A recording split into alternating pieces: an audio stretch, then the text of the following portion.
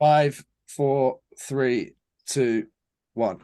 Hello and welcome to 4,000 and Counting. I am Watty. This is Mark, and we are joined by Sheffield Steeldogs head coach Greg Wood. Woody, thanks for joining 4,000 and Counting, buddy. How's preparation week going? Evening, boys. It's been good. The last sort of 3 or 4 weekends, we really sort of stepped things up, and guys have been, buying into what we want to sort of do, and we've had some really good weekends on the back of it. So we're really confident going into this weekend. When you feel like you've done everything you can possibly do, it puts you in a good sort of place. So we've had a good practice tonight. Another practice on Thursday, then we'll be down to Coventry for hopefully a successful weekend.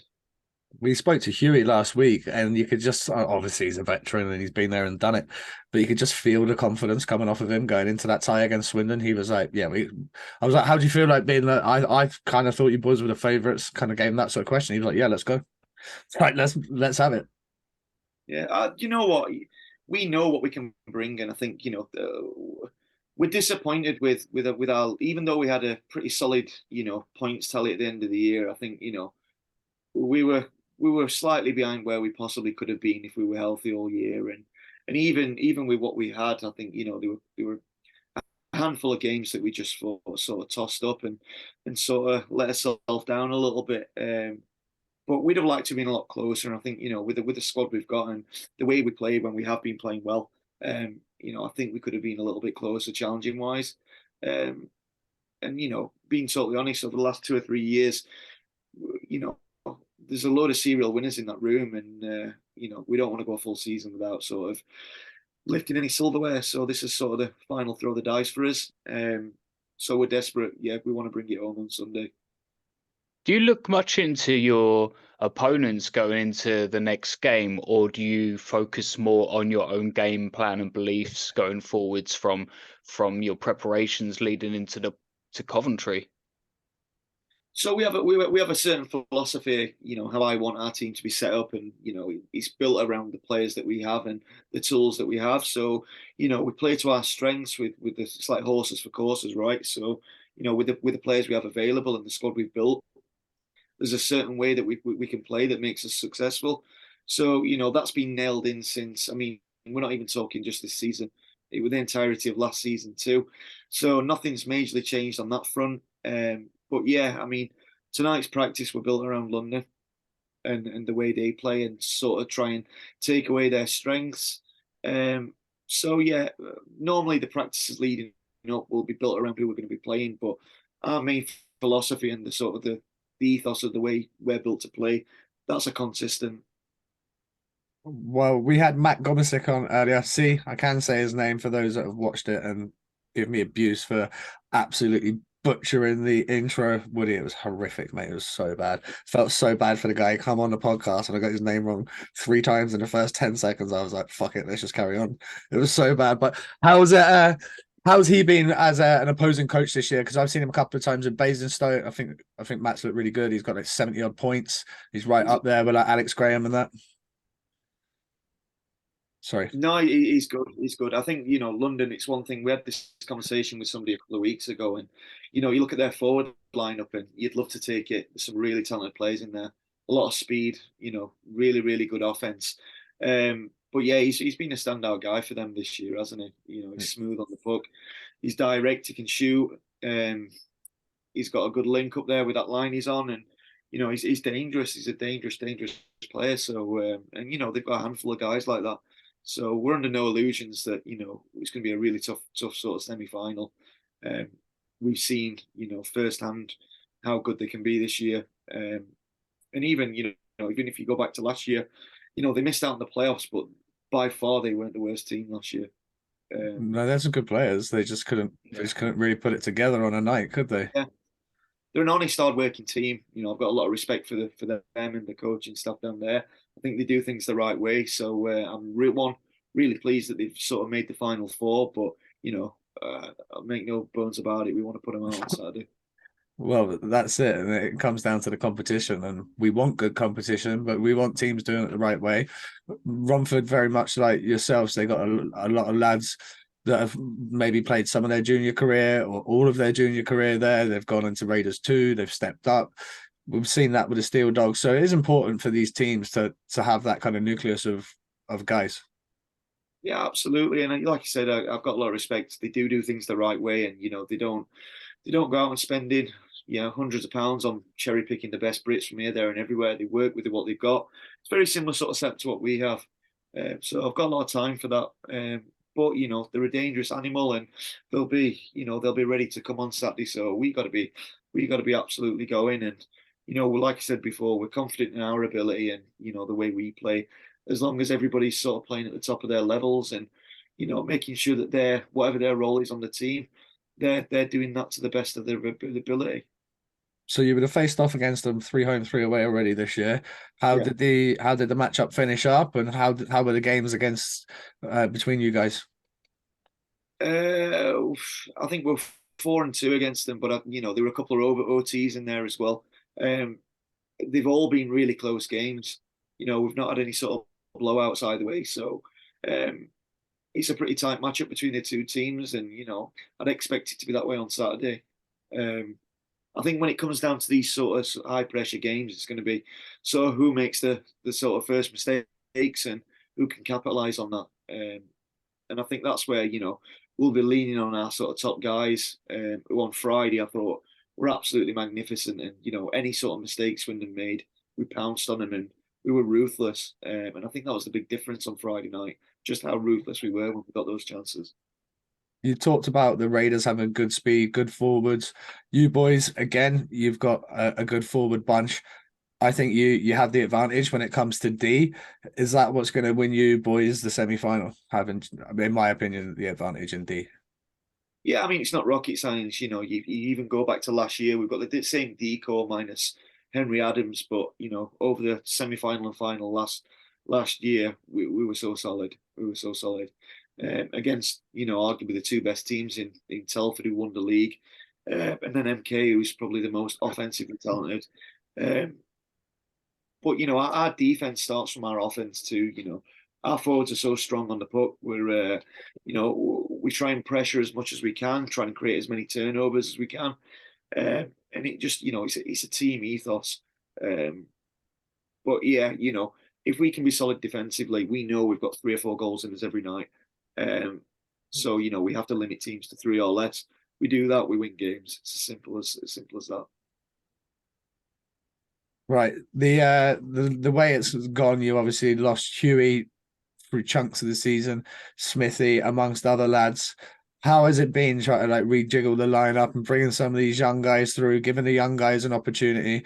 And what have you made of the way that they've taken their chances this year? Oh, it's really tough. I mean, if you took, for example, any top 3 players out of any other team, you take a Kieran Brown, a Brooks, and a Shooter out of Leeds for 2 months at a time, it's going to have an impact. So we've lost obviously Huey for a long period, like you said. Biz has missed maybe 10 to 15 games. Alex Graham's missed 20 odd games. That's a big part of our offense. But we always say, and I've said it on this podcast before, you need secondary scoring and you need guys chipping in here and there behind them guys. And that's one thing we've had really well this year. Our secondary scoring's been there. And just, some of the young guys have probably got minutes they wouldn't have got, had those guys not been injured. So I think in the grand scheme of things, yeah, it's probably, cost us a run at a league title, but being realistically, it's probably going to set us up well in, moving forward. A lot of guys, more ice time, so the likes of Palmer, Jack Brammer, those sort of guys, been getting big minutes playing in sort of all different situations. So on that front, it's been really positive. You've also got a second unit there. You touched on secondary scoring. You've got Lee Bonner. How important is a guy like him? Obviously, he missed a lot of time at the start of the year as well. And then add in Jordan Besser coming in from the Clan. How important is it been having those sort of guys coming in with that hot secondary scoring? Yeah, and that's the whole point of it. Those guys are fantastic players, and they probably walk into a top unit on most of the teams. Yeah. Bones does everything. He can play physical. He's strong on the puck. He scores your big goals. He can penalty kill. He's good on the power play. He's just a solid all-round hockey player. And then obviously to pick Wes up mid-season, great acquisition. and he's he had a real impact when he first came in. Yeah, it's good to Yeah, he had get some new speed, blood as well. Yeah, and I mean we've not even touched on Vlad's Volkanovs just yet. You know what I mean? That guy's been unreal this year. That's where I was going. I was going to say talk about under the radar. under the radar guys this year, and he's been that probably been the what's the one they use in the NHL? He's like been slept on. They've slept on him a bit, and he's undercover, gone his way to well over a point a game. And it's not even just that what he does is the stuff he does for the team is fucking unreal. Mate, he's class. If you had a team of lads, you'd walk this league. Believe me. He does everything. He's defensively solid. Offensively, can score you big goals. He's so strong on pucks, and he's just a real competitor. He's brilliant. He's been awesome for us this year. And to be quite honest, at times he's probably carried this team a bit. But yeah, you're right. He does go under the radar. I think when people talk about imports in this league, I don't think he's ever mentioned in that sort of bracket. But I mean, that's great for us. Yeah. He's great for us. Just looking at some of the matchups he gets as well, just for like how deep your roster is. Sometimes he's on the third line and he's matching up, playing minutes against their top lines, and yeah, just he looks good. I mean, James Spur only came back this weekend. Again, another guy that's missed the entire season. But you've got James Spur, Vlad's Volkanovs, and Jack Brammer on the third line. It's that's serious depth, and it's perfect because it does give us the opportunity to line match them against top lines, and that frees up Huey and Biz and whoever else to sort of terrorize somebody else. So it's so important that you have that sort of secondary scoring and depth in your roster. So we are really lucky to sort of have that, and getting those guys back just at the right time is it's a positive sort of problem to have.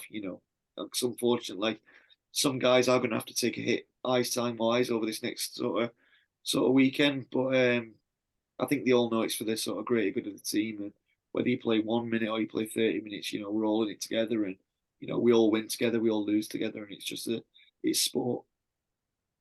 And it sucks for some of the guys, but as you say, team comes first, and when you can bring back like the guys that you're talking about, and you're slotting them into the must-win game, then they're going to play.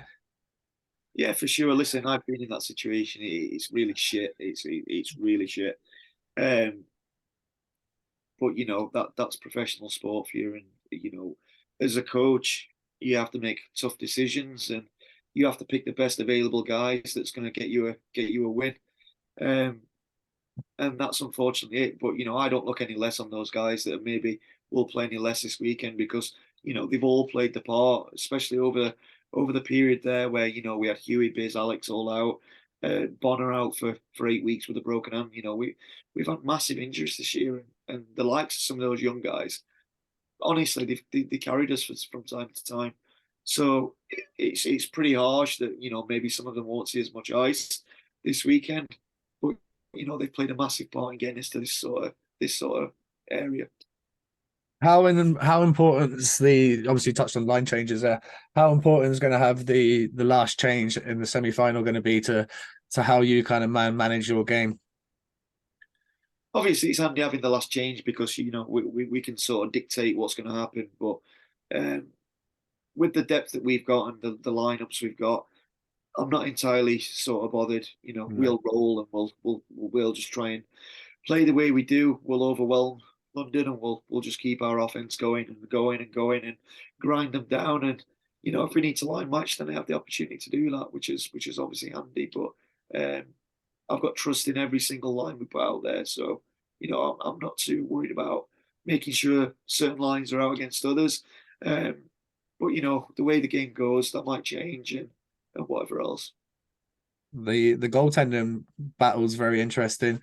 You got Z going up against Ethan James, both very very good goalies. What do you think is going to be the difference maker when it comes to goaltending? Z got a little bit more experience factor. Yeah, I think so.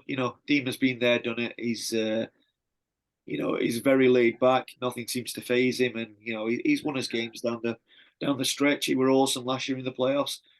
He's been solid for us all year, so I expect nothing less than that.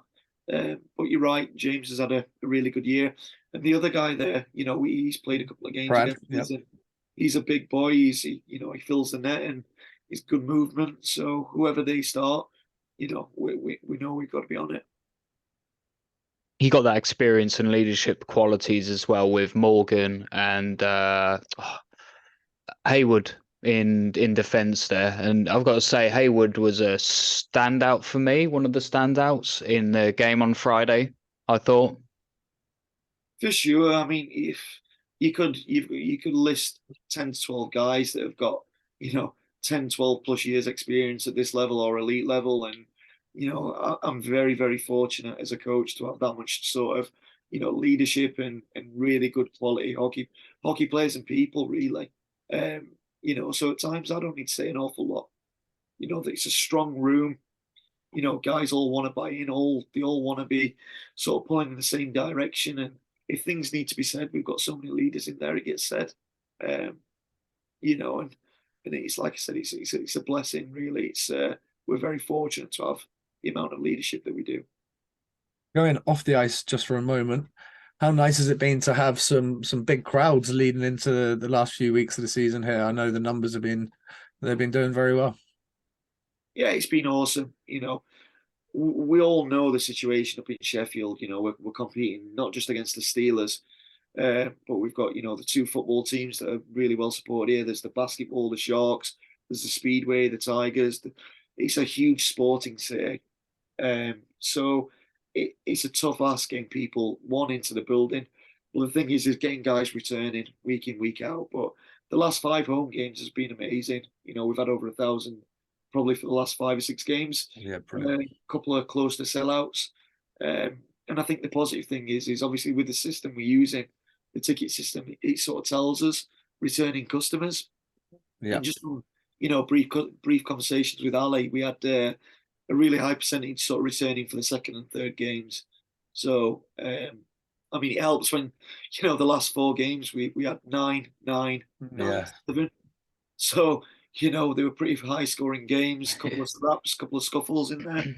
So I think overall it's been good, entertaining games too. So, it's fantastic. It's really nice having a full building, and, it's good for the guys. They've worked so hard all year. It's just that little bit of recognition that, they're playing entertaining hockey and people want to come and watch. With Coventry being a neutral venue, no one has home ice advantage. Everybody's got, their own fans there doing their own thing. Does that change your game plan at all, like playing in a different rink, or do you look at it as much the same as any other fixture? No, to be honest, I mean, our record this year, I think at home we were 17-10 or something like that. On the road, we were, I think, 18-6-6. So our road record were unbelievable this year. So whether it's, having the less pressure from playing in front of your home fans or the smaller rink dimensions, whatever it's been this year, we've been really hard on the road. So hopefully we can sort of carry that form moving forward. But yeah, I mean, it makes no difference where we play. It's a rink. It's the same sort of story every week, isn't it? Mark, you got next one? Yeah, I think you've even got a sellout of your allocation in Coventry as well, so you'll have a good support behind you there. Yeah, for sure. I know we'd sold our allocation out, and I think we're picking up certain blocks. I know Bristol's were next to ours, and I know quite a few fans have sort of booked in there. So yeah, I think after having a successful season last year and sort of bringing some silverware home, I think people are confident going into this weekend and want to see us sort of get in there and do another job. Just letting you get a bit of your drink there before I ask you any more questions. I want to move away from the Sheffield Steeldogs for a moment, and obviously we're big lovers of British hockey here. How nice is it to see Sean Norris, Kieran Brown, and Jordan Headley in the lineup for the Great Britain squad? And the secondary point to that, I did see your tweet. What does Sam Gospel have to do to get called up? Because I don't fucking know, because he's already done it, and he must have already done it every week for the last, well, I don't know, 3 seasons, as long as I can think. Listen, I'm not taking anything away from Jordan Headley because he's a very good guy. He's a very good keeper, but my God, if Sam Gospel don't get, you know what I mean? Like, the guy is absolutely phenomenal. He can't do any more. I spoke to him earlier, and I just said to him, there's nothing more he can do. Um, but I mean, on the grand scheme of things, it's positive that those three guys have been called up. I'm sure over the next few years there'll be more of that to come. I hope so. Yeah, there's Yeah. some talented players, man. Some talented players in there. And even I look down some of the senior Brits there, and like I know their standard. I know what they're like, and Alex Graham's above a few of those guys. Let's Yeah, have it I right. agree. You know what I mean? Let's have it right. But it's a matter of time, and I get they've got a settled squad. Pete, as these sort of guys that you can trust. But it's a matter of years now before there's a bit more of a breakthrough. But I think this is the start of it, and hopefully those guys go into camp, they impress, and they get taken away, and they do everyone proud. I would love to see him do it. I would love to see him even just squeak their nose into some of these, because there's what, half a dozen warm-up games, I think. They're all at home. Like, when the fuck else are you going to get a better opportunity to give some young kids a shot? I think now's the time. I do understand we are preparing for a competition, and we're not just going to give them a fucking game for giving them a game's sake. They got to earn it. They've got to earn their games. But as opportunities go, this is about damn near perfect. For sure. And listen, Nick, you know the guys that are on that team. You also understand the Kieran Brown. Yeah. that ain't giving him a chance. The kid's head and shoulders better than some of the guys already on that team. Let's be totally honest about it. It is true, yeah. Let's be honest. It's true, yeah. He's a very talented hockey player, and he's good enough to play. It's simple as that. It's not just giving him a chance for the sake of it. He's more than capable of playing at that level. He's got to have an opportunity. Yeah. Two, he's got to take that as well. Like, he's got to be willing to take a step up, and whether it's next year or whatever else, I think they do need to step up to the elite league, and he's built to play at that level. So he's a unit. There's a few other guys in there that should really be playing elite league level full time. But they're still young enough. They've got years on their side, and I think they will at a certain time. But with this GB setup, it's like you said, it's a perfect opportunity for him to sort of get their foot in the door and show what they can do. It also gives the boys in the National League a bit of aspiration to go, hey, fuck, I didn't know that was on the table next year. Next year, everyone's maybe just putting that extra yard into summer training. Maybe they're back on the ice a little bit earlier. If you've got aspirations of playing for your country, you've just been shown there is a window there. That, not quite a door yet. It's not quite a door, but there's a little crack in the fucking window, a tiny bit. And if that doesn't get your plums pumping and get you in the gym training and working your balls off every shift next year to try and get that opportunity, then you should hang them up now. Yeah, for sure. But with the import level going up in that league, and that's a British spot that's going to be sort of knocked on the head. That's probably going to strengthen our league again. There's going to be like 10 to 12 Brits that become available from a higher level, and if they get spread around our league, again, that's a positive. We've added in another import, so if every team has two guys that are at that level coming in, it's only going to strengthen our product too. But yeah, I think overall, I think both leagues are. I think they're both doing pretty well. I think you look at attendances across both leagues, both very good. This year, Guildford have made a breakthrough, made it really interesting in the elite league. Leeds and MK have absolutely taken it to another level at our level. So I think all in all, I think British hockey is in a pretty solid spot at the minute. Probably the best it's been since I can remember, to be quite honest with you. And I hope they don't get carried away. That's in no thanks to you, EIHA. You've got nothing to do with that. That's literally down to the clubs. That's down to the clubs. It's down to the people and the individuals that are involved in running these clubs. It's down to the relationships they have with their coaches and players, and that's why that's happening. Yeah, 100%. And I think we've made no bones about it. We've got a certain ethos in Sheffield, and we've stuck to it for 12 years or so now. And I think, like we spoke about London before, they're doing things the right way. I know Slava in Peterborough. Everybody's trying. Well, not everybody. Let's be totally honest. most of the teams in this league are doing things the right way without sort of throwing money here, there, and everywhere. But yeah, it's some of the clubs are doing absolutely fantastic. It's been great to have Hull and Bristol back in this year. Let's give it a different look. But yeah, I think you're absolutely right with that. I think the relationships between clubs and developing young Brits, it's been really positive this year.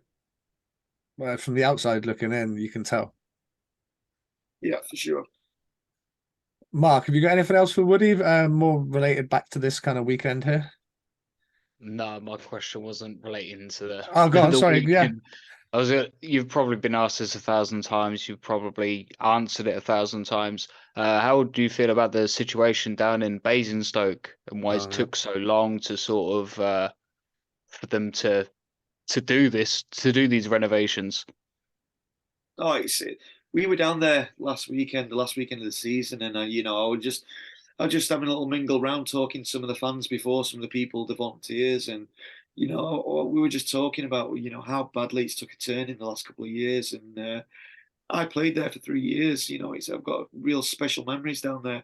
Absolutely love playing for the club. So for him to sort of cease operations and stop playing, it's really sad. I know the people down there are real good hockey people. They care about the club, and the genuine hockey fans, and they're the ones that are going to sort of miss out on it. Yeah, I was there on Sunday, man. It was yeah, it was shit. I can't really explain it. Obviously, you know what it's like when you grow up. You were a one club man as a junior, weren't you? Yeah. I was Like Sheffield. that I was Basingstoke. Spent every fucking single day from when I was 6 years old until I moved to IMG, and then I came back and signed for the Bison straight away and was there for 2 years. So spent like literally every single day in that place for 12 years fucking straight.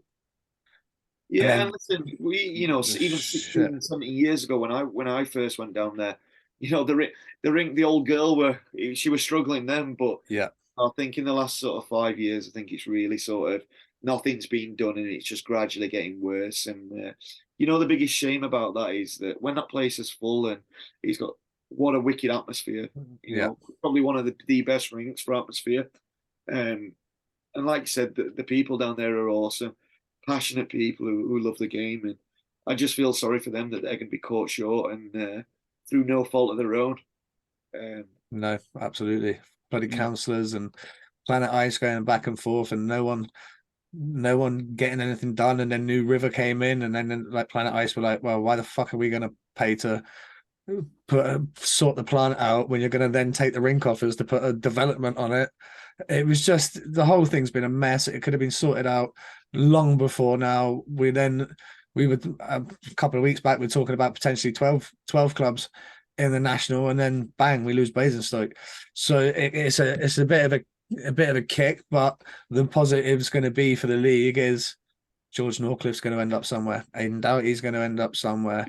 Fucking Jordan Laude's going to end up somewhere. Obviously, Metsy's retired, but these guys have got to play somewhere, For and sure.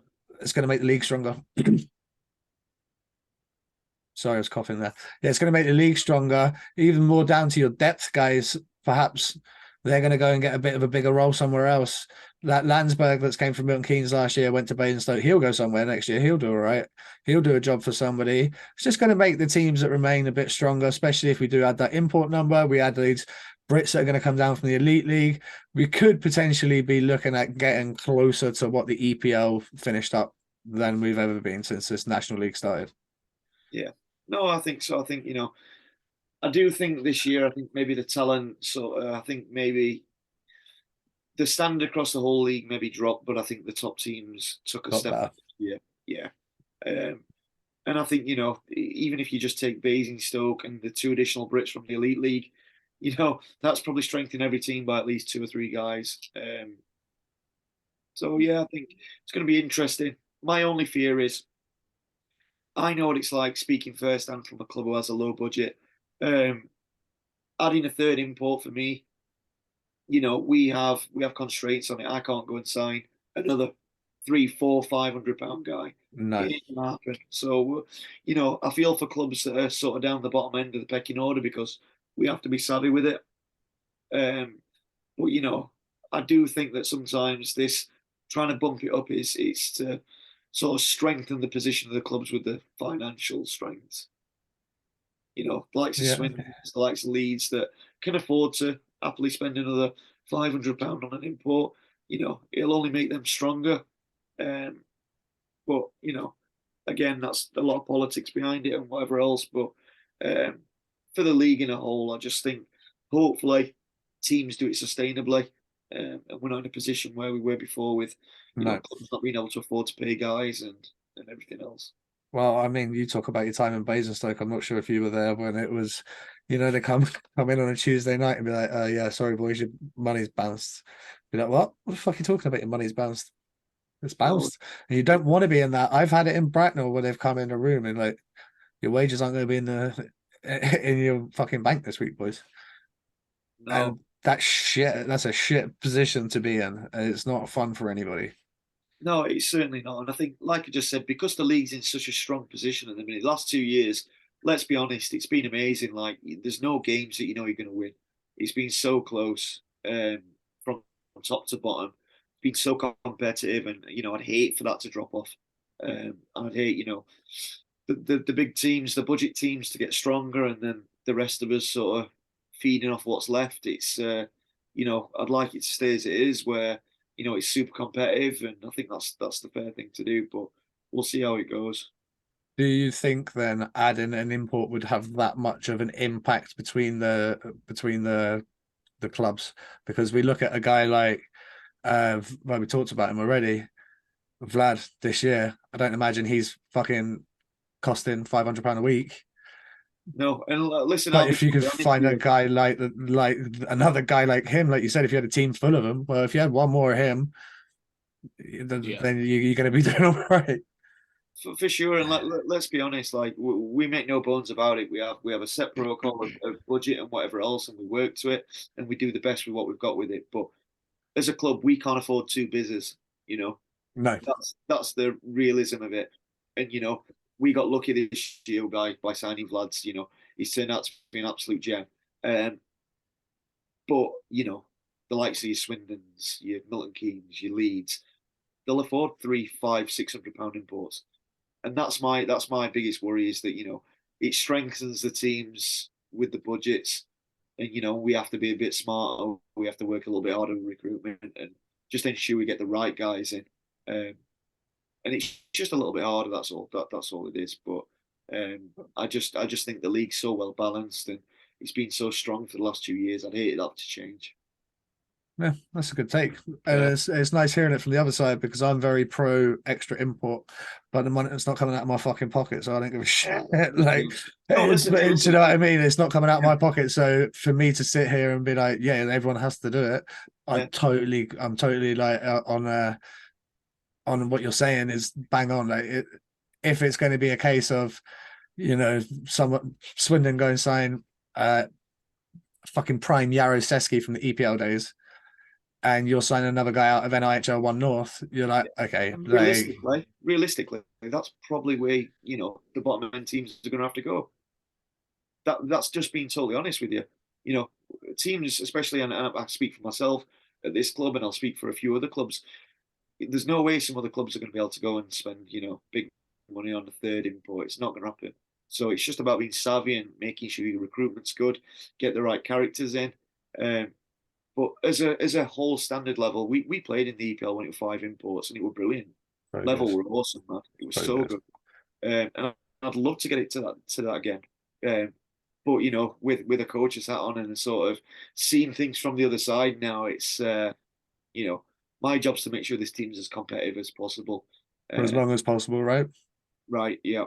And you see things a little bit differently from this side. Is that more of a obviously when we play, you just fucking go to the rink, put your sweats on, maybe have a massage, maybe have a chew, fucking shoot the shit with the boys, go on, maybe dog a few minutes, get a little bit warm, and then a bit of PP, a bit of juice boy, get off, get in the car and go home. But for you, it doesn't stop, does it? No, mate. You there's constantly something you're worrying about. Making sure somebody's sorted with this thing or that thing. You're worried about next weekend, who's available, who's going to be injured. Do we need to bring anybody? It's non-stop. But we have a lot of support. The management in Sheffield are very good with me. Um, they leave all the playing side to me, and then they take care of pretty much everything else.